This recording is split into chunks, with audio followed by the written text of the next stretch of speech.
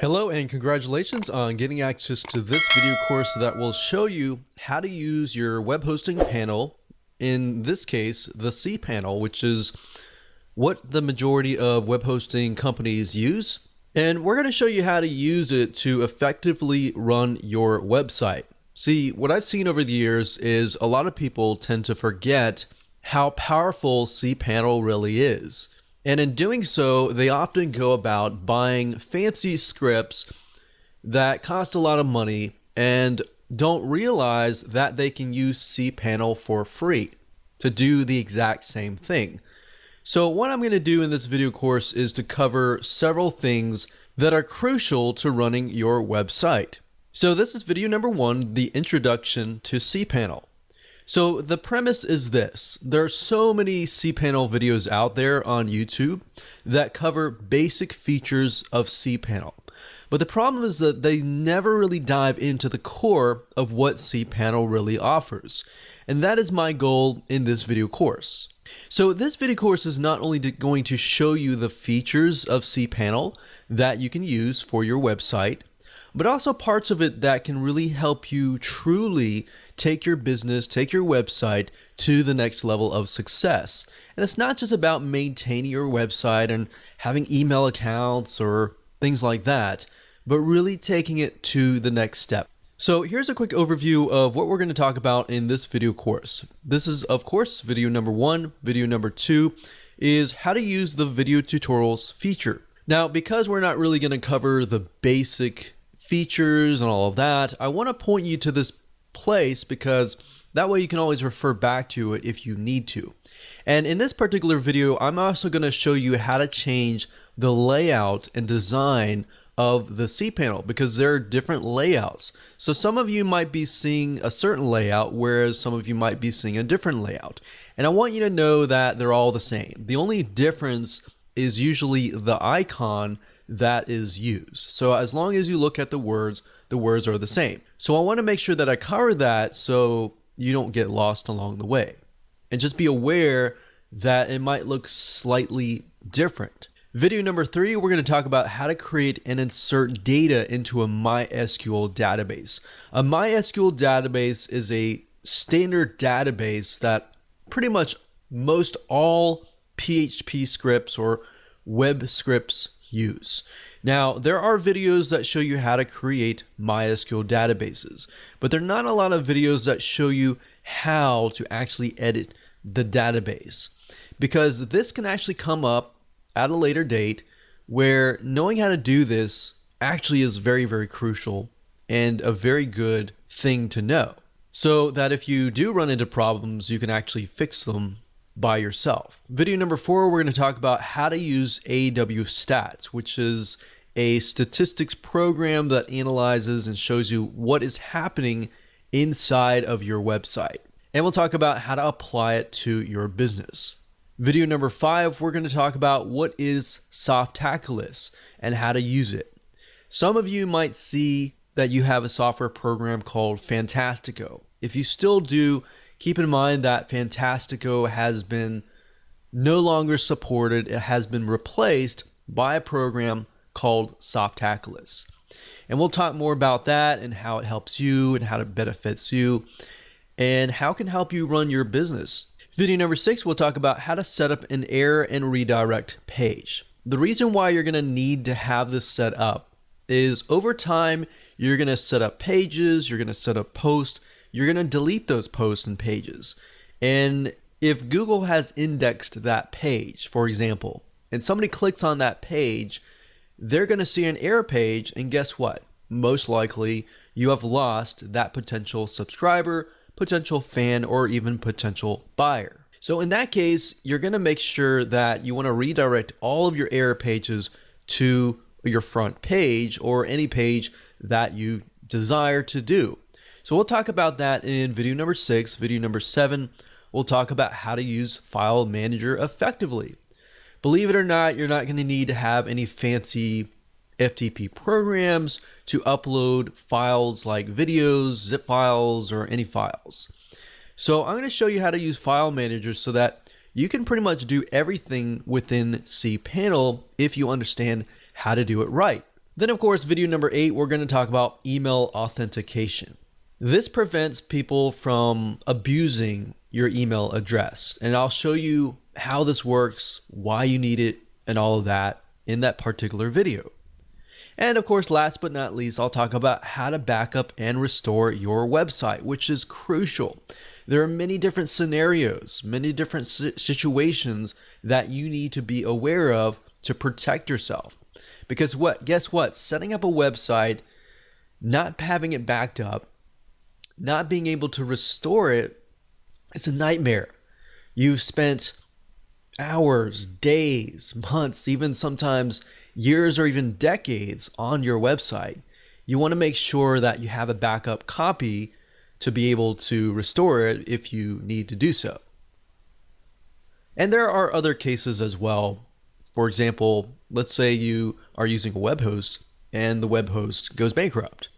You know, there are many different situations beyond just the basics. And I want to make sure that I cover that so that you're aware and you protect yourself.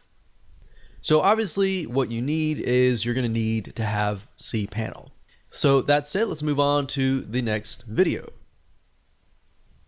Hello and welcome back. This is video number 2, and we're going to talk about how to use the video tutorials feature, or how to get access to the video tutorials.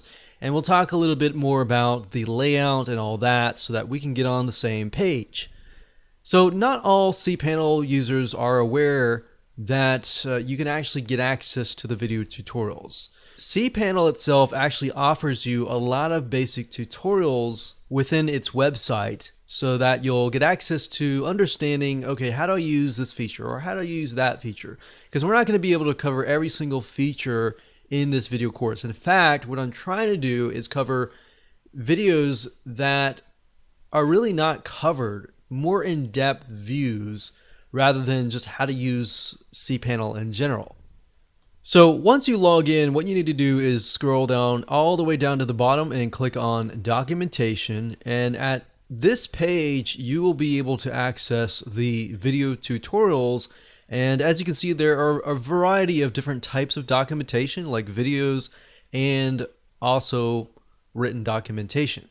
Now, it used to be in the past where cPanel would add the video tutorials inside of the cPanel, but now it is actually on the outside. So I want to make sure that you understand that so you know where to go if you ever need to get access to some basic video training. Now what I want to talk about is the user interface. Some of you will have different user faces than what you're seeing on the screen here, and that typically is because of the style. So you can actually change the style. So most of you will have something that looks like this. And it really depends on your web hosting company. Some web hosting companies will actually customize the cPanel with their own user interface, with their own icons, and all of that. Now, what usually holds true and stays the same is the actual words on the sections and on the actual icons. So the icons will be slightly different. And the reason why I'm going over this with you is because some people might be confused because it looks a little bit different. So what you can do is up at the top, you can click on this little person here and click on change style. Now, if you click this, you will be sent to this page. And I'm going to zoom in just a little bit more so that you can see it much clearer. So there are different styles and different skins, as we call them. And the basic one looks like this. And then we have the dark version. But if you'll notice, the icons are very similar and very much the same. The only difference is the background. So the light version, the same as well. So I would say the majority of you probably have something like this. Now this is the very old style. Some of you will have this and you'll see this, but it's all the same. But if you notice, the similarities is the section name, and then of course the actual name of the option. So for example, file manager will always be file manager, and so forth. So let's say, for example, I'm going to go back up here, and currently I am on the retro style, But let's say that I am going to use the basic style. So all you have to do is look through the styles that you want, click on apply to the one that you want, and it'll reload with that style. And that's it. Now, if we go back to the main screen where all of the options and the features are located, you will see this. So like I said, depending on the style that you choose, it might look slightly different. But at the end of the day, typically the things that do not change are the actual titles of the options. Like file manager is going to be file manager across the board. Now you're going to see different sections. Some of these sections will be different. Some, as you can see, you can actually move these sections around. So I can move this section further down here. So just keep in mind that yours might be a little bit lower, yours might be higher. So really depending on the web hosting company, some will leave it at default and some will get all fancy and move things around and customize it with their own logo. But it's all the same thing at the end of the day, unless you're using a web hosting company that is not using cPanel, which are very far and few. So let me just run through real quick. So you have files, you have file manager, you have images, you have directory privacy, which enables you to tell the system who can actually access certain directories. We have FTP accounts. We have backup wizard, which we'll show you how to use later on. We have disk usage, which will show you how much disk space you have left. And then of course you have databases, which is phpMyAdmin, which is where we're going to actually look at the database. But first you'll need to create a database first, which you can do either here or here. You don't really need this. And these are for advanced users here.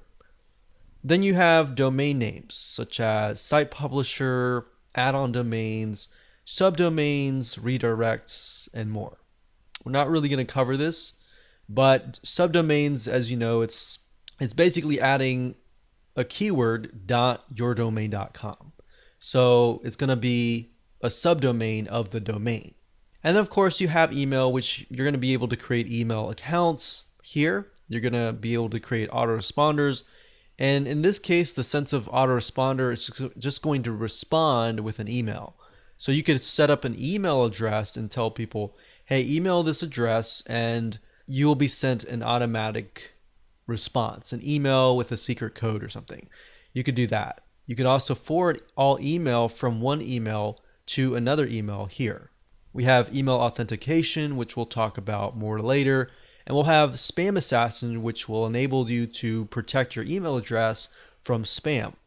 Then we have metrics like Awstats. There's other metrics as well, but these are different types of stats. And then of course you have security, and then IP blocker allows you to block IP addresses, and hotlink protection is great as well. So if you click on hotlink protection, what this will allow you to do is say, okay, I've uploaded a bunch of zip files and I don't want so-and-so, some other website linking to the zip files and then getting people to download the zip files.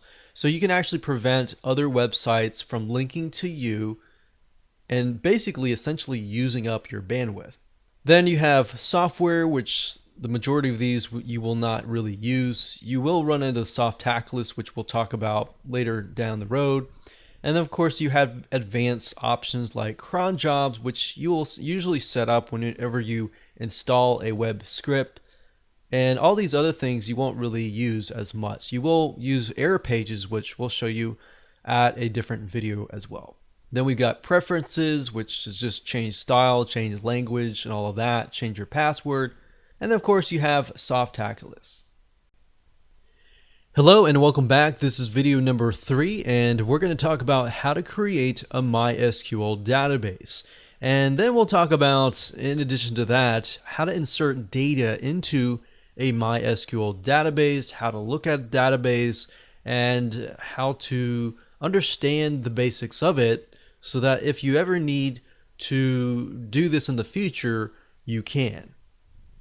So when it comes to installing a MySQL database, it's actually a very, very easy thing to do.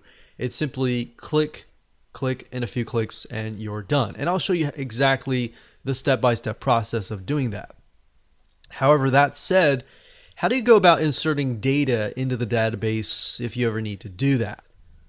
Well, this is often underutilized, but needed in the long term whenever you're running your website.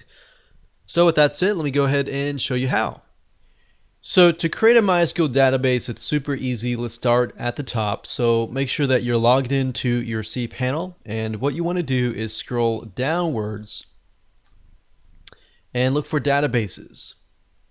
If it's different, then basically what you want to do is look for the MySQL database wizard, and this will walk you through step by step. It's the easiest way to go. So first things first, click on this, and then it's going to ask you what you want to name your database. Now this right here is going to be your domain name, so it's going to be different for different people, and you don't have to worry about that. So just enter a database name. So we'll say DB, and this could be anything you want. You just need to remember what it is. Click on next step, and then you want to create a username. So the username or the user has access to the database. So this is separate. So you're creating a username, and then you're creating a separate database so that user has access to that user. All right. So let's put that in here. We'll just say user1. And then of course you want to do a password. And what I usually like to do is click on password generator, because then you choose a very complex password. So you can click generate password here. I'm going to pause this video right now and create a random password, and we'll copy it down here. So once you're done with that, you just click on the checkbox that says I have copied this into a safe place, and I am ready to use the password, and then it automatically enters it here. So as you can see, it is a very strong password, and we click create user. The next step is step 3, is to add the user to the database. And to do that, all we have to do is click on all privileges and click next step. And that's it. So now what you need to do is, hopefully you have saved the password to a very safe place. Usually what I do is I open up Notepad and then I save it here. Now in addition to that, I usually try to save this right here. So if you're installing a web script, typically what it'll do is it'll ask you for your database name. And the database name is the full text between these quotation marks. So I'm going to copy that over here. So that's the database name. So I usually do db equals this, and then the user equals this. And keep that in a safe place. So as you can see, that's how easy it is to create a MySQL database. Now what I want to do is click on return to MySQL databases. And if we scroll down, we can see that the database has been created. Now, if I go back to the outside here, and I'm going to click on the logo, and that just brings me back to the home page. I'm going to go back down and look for PHP MyAdmin. What this allows you to do is it allows you to take a peek at the database itself. Now, I will warn you, and I will say that do this very, very cautiously, because any mess up, you could potentially mess up your whole site. But I wanted to show you this because sometimes if you have basic detective skills, you'll be able to kind of get an idea of what's going on inside the database. So if you click on PHP MyAdmin, it'll open up and it will allow us to edit specific databases. Now, obviously, you want to find the database that you just named. So in this case, it was the DB base. So it's this one right here. And we can click on here. So we can see that there are no tables found. And the reason why is it's an empty database, right? But let's say, for example, that we choose a different database that has data inside of it. So what I've done is I've gone into a WordPress site database. In this case, I'm not going to show you the username and password on all that, but I want to show you some of the basics. So whenever you install a WordPress site, for example, it will have, install plugins and all of that. And sometimes you'll see plugin database tables inside of here. So sometimes you can actually edit the data that is inside of these tables. But if you're just curious, just come in and take a look and see what happens and see inside of it. Now, obviously, I would be very, very careful if you are editing a site that you really care about. But by doing this and just looking at it, not really changing anything, this really gives you an idea of what is happening on the back end of your website. And the reason why I'm showing this to you is because in the past, I used to do this. And whenever I came across an error, or maybe there was something on the site that I couldn't change on the front end, sometimes I would go on the back end, like right here, let's say WP comments, for example. You could see comments and all that here. So what I'm showing you this is you can actually replace existing data with data that you want. And just coming through here and being able to see what's happening on the back end really allows you to see what is happening in your site.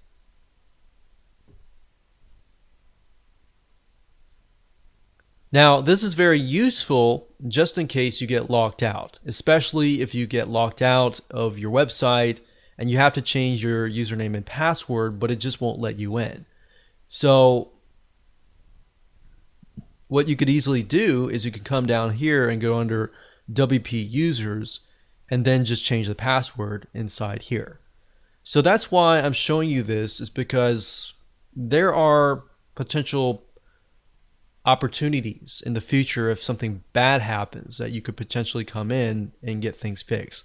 But obviously, if you don't know what you're doing, then you will need to consult someone that does. But hopefully that gives you a better understanding on how MySQL databases work when you create them, and then when they begin to populate, everything happens right here. Hello and welcome to video number 4. In this particular video, you're going to learn how to use Awstats, which is built into the cPanel, and how to apply it to your business. Essentially, knowing what goes on in your website is crucial. And we'll discuss about what the differences are between Awstats and Google Analytics. Google Analytics typically gives you a more granular view of what's going on in your business.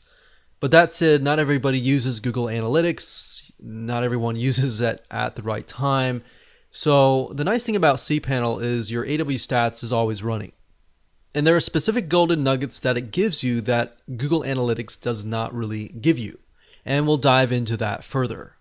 So in other words, not only will you be given an overview of Awstats, but you'll learn different features of Awstats that if used correctly can actually go beyond and increase your website traffic and protect you as well. You'll also learn how people find you, what keywords they are using to type in search engines, and how to use that to your advantage. And you'll also learn who is linking to you for good reasons or even bad reasons so that you can protect yourself. So we're going to take a little bit of out-of-box thinking here and show you some things that you may never have seen before. So to access Awstats, all you need to do is go back to your main screen, as you can see here, and scroll down. And under metrics, you'll see Awstats. Now, I want to briefly talk about these other metrics. The visitors basically just tell you every single IP address and every single file that they are accessing. So if you want a granular view of what is happening detail-wise, what people are accessing, what IP addresses are accessing your site, you would go here. So that would be probably a little bit more overwhelming to the average Joe. Now, that's there though if you want to do that. And then of course bandwidth just tells you how much bandwidth or how many files in the metric of like megabytes or gigabytes your prospects and site visitors are actually using. So if you have a lot of videos, you have thousands of gigabytes of videos and they're hundreds of people visiting it per day, it gives you a better idea of how much your website is actually using. So in addition to that, you can click on Awstats. Now I'm not going to show you, otherwise it'll show you my domain, but if you click on that, it'll give you the option to either choose the regular yourdomain.com or the SSL version of yourdomain.com. So, and then of course you're going to see your monthly history over time, what is happening on your website, the days, the months, which months are potentially getting more traffic. So that's something that I would highly advise you to really start looking into. Like, what days are your visitors reacting? Are there certain days that are better than others? Because it's going to be different for different websites. And knowing that information is actually going to really help you increase your traffic and potentially increase your sales if you're running a business. We've got days of week, we've got hours, which is crucial. You might notice that you might be getting more people at a specific hour, specific time. And knowing this data is important because you can connect it to your email autoresponder system and email people at that specific hour. So really taking yourself out of the box and understanding what is happening here, how are people interacting with your website is crucial. And then we have locales, which is basically where people are coming from, the different countries, different locations, and all of that. We have different hosts, we have different authenticated users, and then what kind of robots are visiting your site. Is Google coming to your site and indexing your site? Is Yahoo, is other search engines doing that? And then the visits, duration, how long are people actually staying on your site? Are they staying a few seconds? If they are, that might not be a good sign. Maybe you can look at your content and see why. If they're staying a long time on specific pages, then why is that? Is it because their videos? Are they intriguing? What is that? So use this data to your advantage. You can see file types. What kind of files are they accessing? Are they accessing regular pages? Are they downloading files? Are they downloading a lot of zip files or video files or whatever? And then different pages. What kind of pages are they accessing? What kind of operating systems are they using? What kind of browsers are they using? And you can also see where they're coming from. So you can see what search engines are sending traffic to you and who is linking to you. What files are they linking to? And this is a great way to figure out who is linking to you. Are they doing it for good reasons and they're maybe recommending you? Or are they linking to you and trying to hijack your files? And maybe they found like a loophole in your files and they're, sharing it with everybody else illegally. You can find that information and find what is happening within Awstats for that. You can also see the search phrases, like what kind of search phrases are people typing in to Google to find you. So this is really good to have. So we got search key phrases, which are phrases, a bunch of keywords put together, or we have keywords in the top 25 right here. And then of course you can see the different types of browsers people are using with different types of support. Now, whether that is useful for you, that might be, that might not be. But at the end of the day, what I found is from here up to here usually is very, very good golden nuggets that you could potentially use in other areas of your business. So that's basically an overview of Awstats and why it is good for you. But at the same time, definitely install Google Analytics and look at both, compare both, and see what is happening in your business and your website. Hello and welcome to video number 5, and in this particular video you're going to learn what is Softaculous and how to use it. Softaculous replaced Fantastico, which is basically a popular suite of software scripts that you can build into your website. Things like WordPress, Joomla. If you want a forum, you can build forums. There are many different free scripts that you have access to that you do not have to spend extra money for. They're all built in. So in other words, it gives you access to things like WordPress, blogs, bulletin boards, even support help desks, and more. So you'll be given an overview of this suite and how to use it properly, and we'll show you how to install things like WordPress in a few clicks of your mouse. So where it's located can differ from different people, but for the most of you, it should be located somewhere down near the bottom. So if we keep scrolling down, we'll see it here. So we can see that it says the Softaculous apps installer. So what's nice about this is you have access to tons of scripts that you could potentially use, and just be aware that you want to pick and choose what you want. It's super easy to go trigger happy and try to install as much as possible, but just keep in mind that the more you install, the slower your website is. So pick and choose wisely, maybe 1 or 2 or 3 max. So let me just do a quick run through here. So we've got blogs, we've got microblogs, and if you click these links down below, these are categories, and these are all the scripts. So if you're not really sure which one to choose, if you click on blogs here, you'll actually be able to see all the blogs. So as we can see here, we've got WordPress, we've got OpenBlog, we've got Serendipity, and there's a lot more. I'm not going to go through every single one. But if you click on blogs, it'll categorize it. And then you can look through. You've got microblogs, we've got portals or content management systems like Joomla and all of that. There's also specialized ones for real estate and more.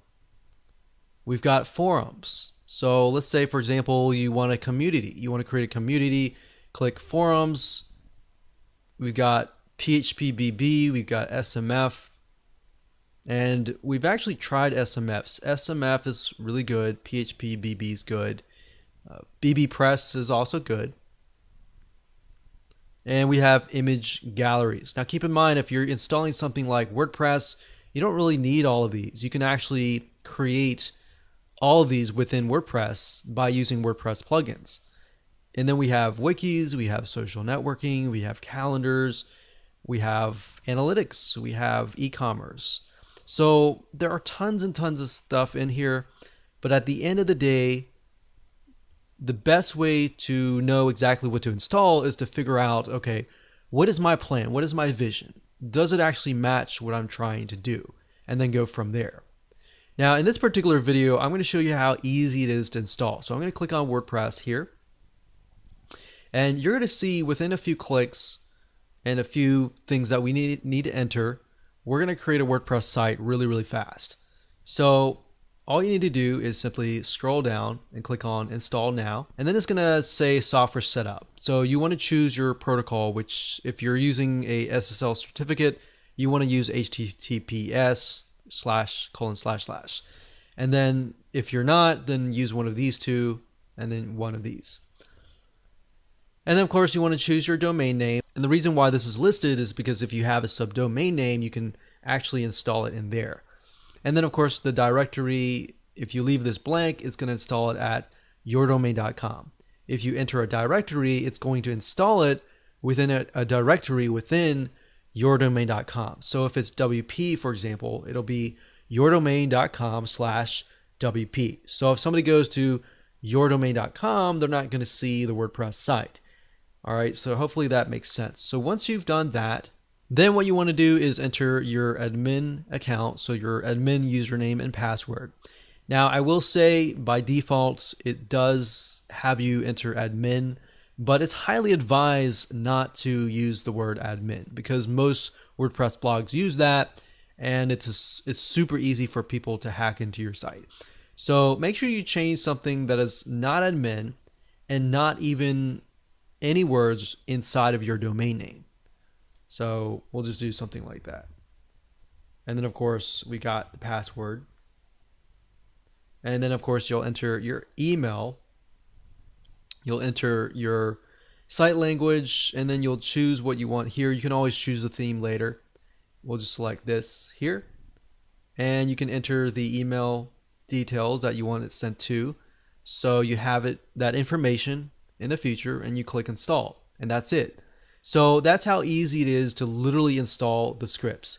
If you were to do this manually and install WordPress manually, it would actually take you literally about 30 minutes if you knew what you were doing. If you didn't know what you were doing, it would probably take you about an hour to do, even though they say it's a 5-minute install. With Softaculous, it skips the process and it allows you to install softwares, a variety of different softwares, really, really fast. So hopefully that opens your eyes to the potential software and scripts that you can install really, really fast. Welcome to video number 6, and in this particular video we're going to talk about how to set up an error and redirect page. So did you know that you could be losing traffic when people land on certain areas of your website that don't exist? In other words, over the time and over the years of maintaining your website, you'll have pages and elements, videos, zip files, whatever, that will disappear on your website. And what will happen over the years is they will be indexed by Google, and if somebody clicks on that through Google and they come to your website, it will lead to what we call a 404 error page. Now, think about it for just a second. If you were that prospect and you clicked on a link and it went to a 404 error page, what does that first impression give you?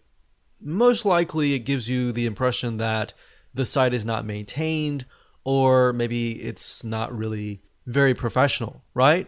In that case, what it'll do is it'll be detrimental to your reputation. So you don't want that. Instead, what you want is you want people to be redirected to either a page that actually works or a specific page that you want all the traffic to be redirected to. And this is where the 404 error page comes in. Fortunately, on the cPanel hosting panel, you can actually specify where you want all this traffic to go. So in other words, what if you could redirect all that traffic back to either the main page or a working area of your website? Well, that's what you can do, and in this video, we're going to show you how to create that 404 error page. And we'll talk about the other types of error pages as well. So what you want to do is find the title that says error pages. So don't worry about the icon. We can even do a search on that. So we can do a search on error. There we go. That's not the metrics though. It's not going to be under there. It's going to be error pages, or it might be 404 pages. So we have edit common error codes or show all HTTP error code. The 404 is the one that's not found. So that's what we're talking about anytime we delete a file, a page, or anything like that. That's generally where somebody's going to come in to access your site from Google or a site that has been indexed. And the next thing after that is to enter some HTML code that tells the system to redirect to whatever page that you decide. Now, I'm not going to expect you to understand HTML code. I could go through here and tell you to pause it and just copy it. You could do that.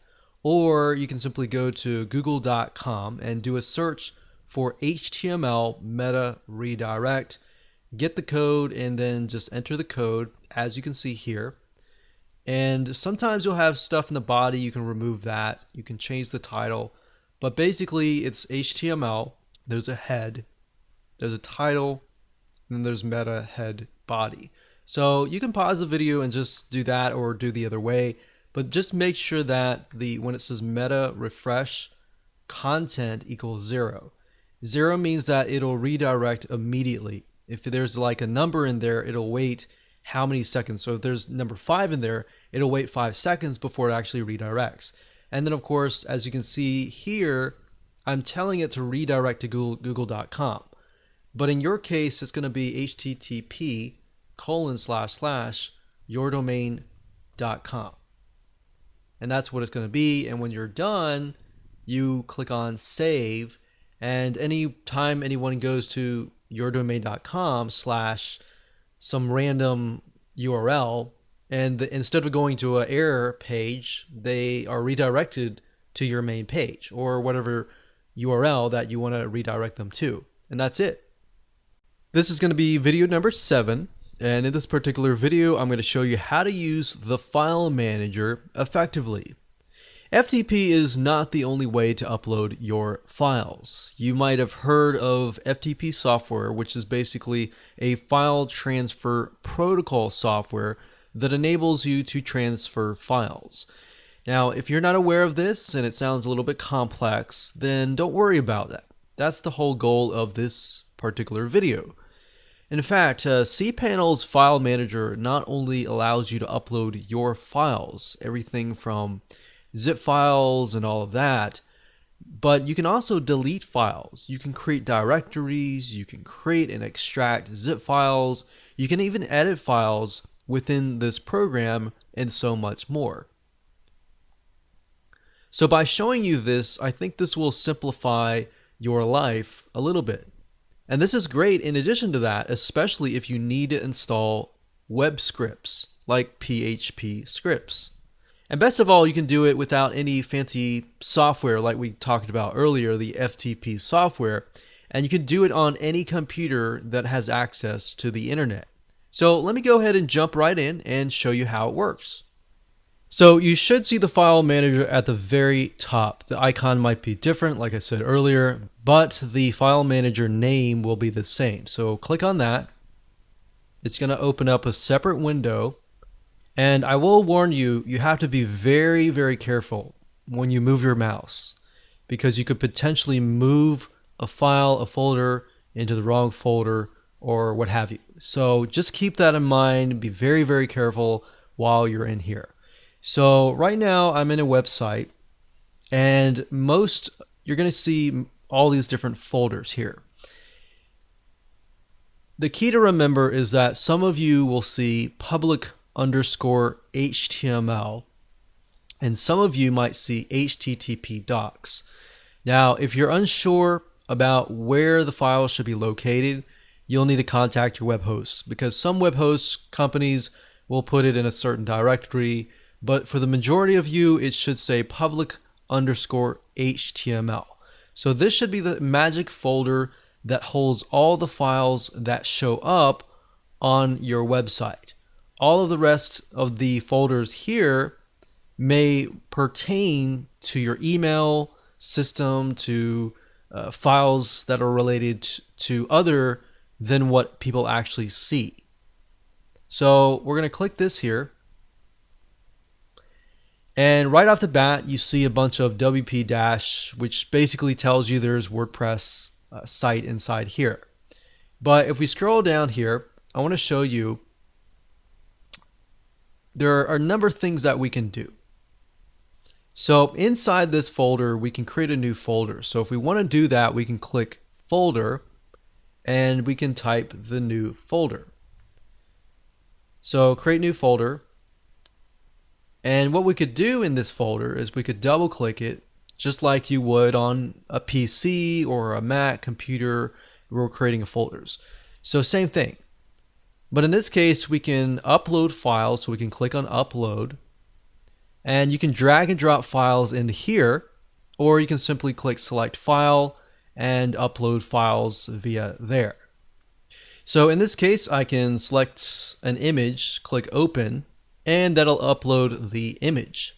So when I'm done, I click go back to the new folder, and we can see that it is there. Now we could select a file, and you can see that other options show up. So we select a file, we can also download it. So we could click download, and it would download it to our computer. So if you had a zip file or a video file that you want to download it to your computer, you can do that. You can also delete the file. We can also compress it. So let's say we have a good number of files that we want to compress into a zip file. We can select those files or select that folder and click compress. We can click zip, compress, and it'll compress it as you can see here. So we can click that, click download, and there we go. We can also delete files. So you can select a file, click delete, skip trash, and permanently delete files. Or if we unselect it, click confirm, we could do that. We can also rename. So you could rename the file here. We can also edit. Now it is an image file, so we can't necessarily edit the image file on here. We can only edit files like text files and things like that. So let's say, for example, we'll click File, New File, and we'll just name this file.txt. You can name it whatever you want it to be. So we'll do that, and we'll click on Edit. And now you can see that we're actually able to edit this particular file because it's a text file. You can also edit HTML files. So I could even do file.html. And if you're not familiar with what HTML files are, they're basically web-based files. So we could click that. We could click HTML editor, click edit, and then you'll see the HTML editor. And then of course you can create text and increase the size and all that. So we'll exit out of that. And you can also set permissions. What permissions means is you're telling the system, okay, as a user, these are my abilities, these are my rights. I can edit the file. But the world cannot. But if you wanted the world to edit, world meaning everybody else, to do it, then you could do that. I would not recommend that. You're going to run into the situation, especially when you install scripts, especially when you upload the scripts, and it's going to ask you to change the permissions for certain files. So that's good to know right there. So that's pretty much it as far as File Manager goes. And as long as you understand those basics and understand that it operates very, very similarly to a Mac computer or a PC, then you're good to go. Welcome back. This is video number 8, and in this particular video we're going to talk about email authentication. It's about time that you learn the basics of protecting your email box from spam. So in this video you're going to learn how to use cPanel and tell cPanel to do just that and authenticate all the emails that are coming out of your domain as legitimate emails. And what this does is it protects you from other people abusing your email. And I'll show you in just a second how all of this works. So there are two things that you want to do. You want to, of course, scroll down and find the email section.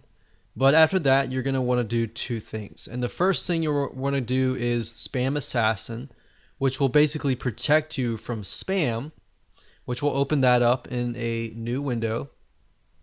And then the next thing we want to do is we want to do what we call email authentication. And we'll open that up into a new window as well. So let's start with the Spam Assassin first. Spam Assassin basically is a mail filter. It will filter out your email. You have the ability to set it at a high and a low. So by default, it's going to do from 1 to 10. So default, it's going to do 5. The higher the number, the more conservative the setting. So you could get really granular and really block everything out.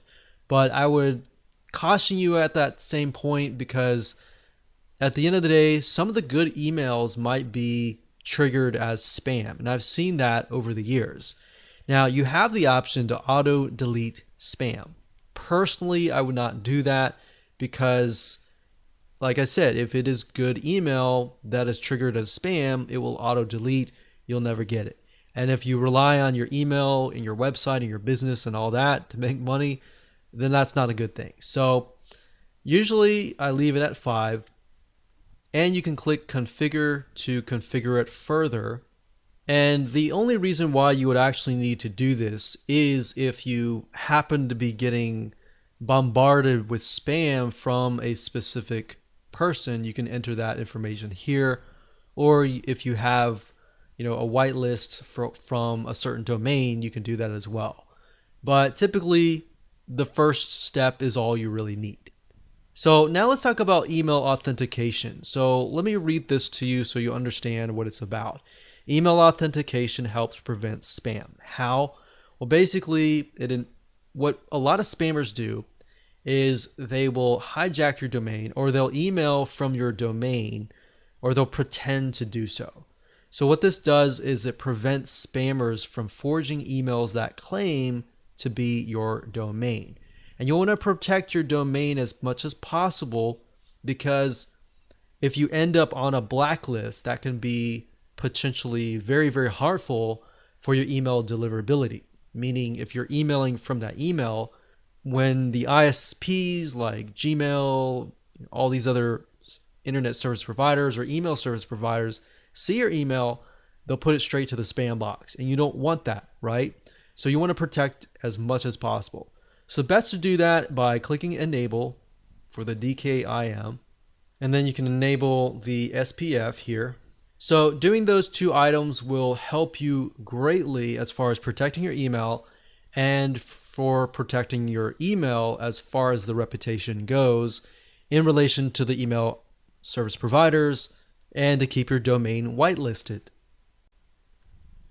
Welcome to video number 9, and congratulations, you've reached the end of this course. We're going to talk about how to back up and restore your websites. Have you ever created a document and forgot to save it and you lose it? Think about that feeling. This is one of the worst feelings after you spent sometimes hours, sometimes days, sometimes weeks, or even months to create that document.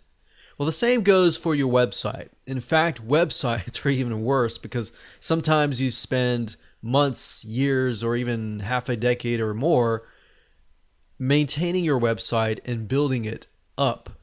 So if you don't have a backup of your website on a frequent basis, then you are in trouble. Now, you could say, well, I'm just going to use the web host to back up my files. And that's fine, you can do it that route, but it's always good to keep a backup copy on your own computer, because there are many different scenarios, as I specified in the previous videos, that could potentially happen. And I'm not saying this will happen to you, but I'm saying that it's potentially could happen. Whereas you could have a web hosting company go bankrupt, which has actually happened to us in the past, and they go down and something happens, or something happens without your control. Or the web hosting company says, you're using too much bandwidth and we're locking your website, or locking it down until you pay more money or something. Or something happens in that realm. As long as you keep a backup on a consistent basis on your own computer, then you are safe. Now, another scenario of why you would want to do this is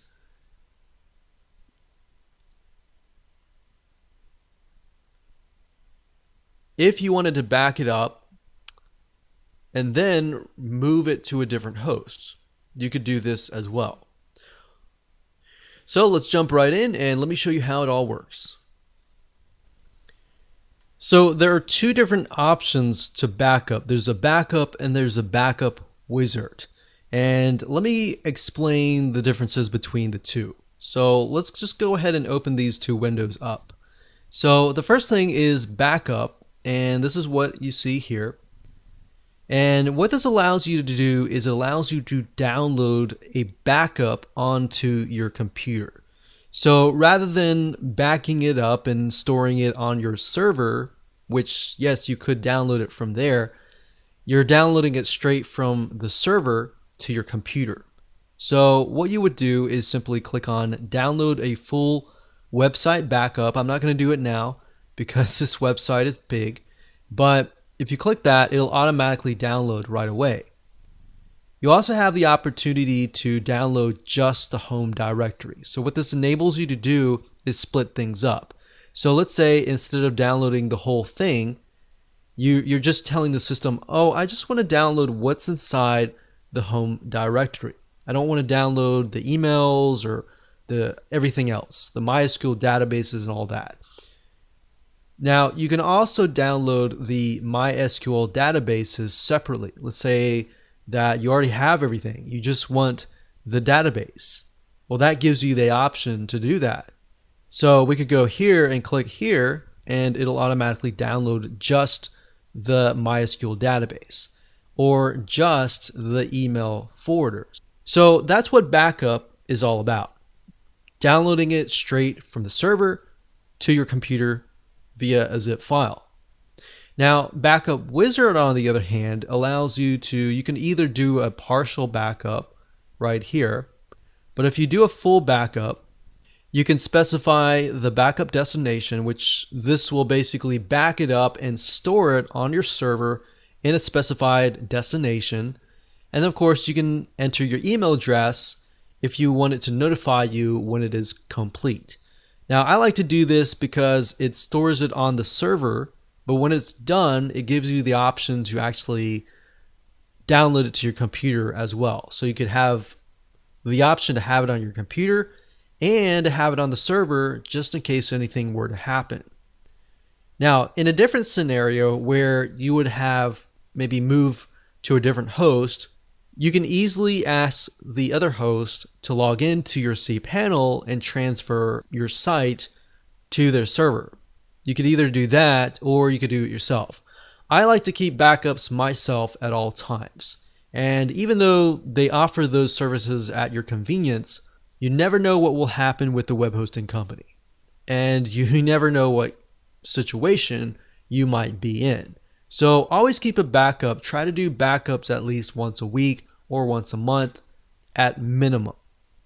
Now, if you do the backup wizard, you've backed everything up and it is sitting in your home directory and you want to restore it, you can either ask your web hosting company to do it for you, or you can do it yourself and do it really quick.